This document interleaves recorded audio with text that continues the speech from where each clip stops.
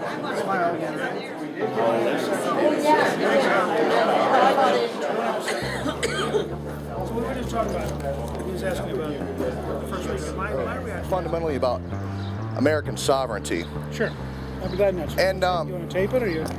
oh, can I? Is that okay? I'll show you the flip cam. Yeah, okay. Or whatever that kind of cam. There you go. Flip cam or whatever kind of Yeah, well, it's just it's flash drive.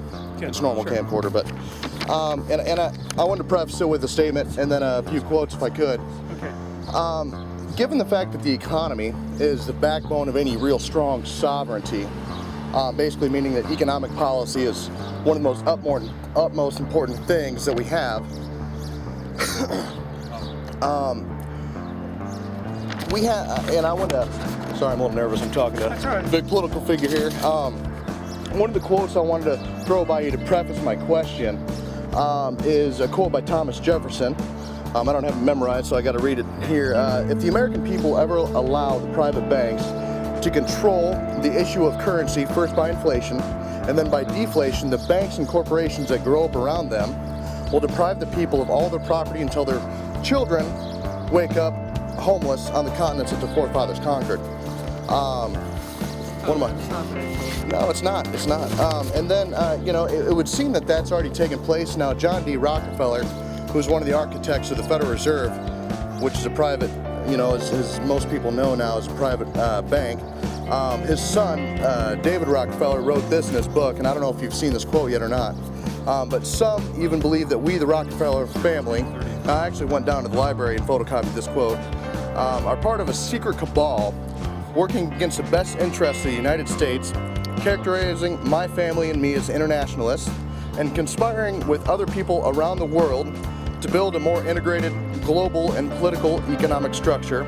One world, if you will, and if that's the charge, I stand guilty, and I'm proud of it. So, I know I see the look on your face like, wow, how can anyone say that? Yeah. I guess like George Soros. it does sound like George Soros, 100%. Now, I guess the question for me is, because really, if you ask me, that's really tantamount to admitting to treason to this country. So, as president, would you see to it that these guys are shown what the American tradition of freedom is all about, and show them what due process of law is all about, and trial by jury? No, I mean, I'm not going to go out and tell you right now that I'll go prosecute people. Well, I'm not saying. I'm for a policy Okay. of fundamentally overhauling the Federal Reserve, Okay. splitting its powers dramatically, auditing it, and holding it accountable. Okay. I'm also for a policy, and I think you're exactly right, that says you can't have national security without a national economy. And if you don't rebuild the national economy, Right. you're not going to be the strongest country in the world. So I think you need an American-centered economic policy in order to have an America strong enough to lead the world based on American values. Absolutely. Well said. Well Okay. said. The other part of that would be, you said revamping the Federal Reserve. Now, originally, the Congress was supposed to be the ones who were to issue currency.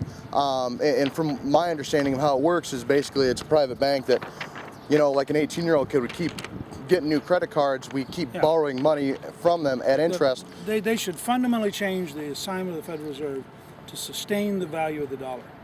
That should be the only assignment. They should take away everything but its monetary policy, take all that bank bailout stuff away from it. Okay. And we should go back and audit the last 5 years and find out who got the money and why. Oh, yeah, that's a little bit of a Okay. mystery, isn't it? Okay. Good. Thank you. Thank you. Thank you.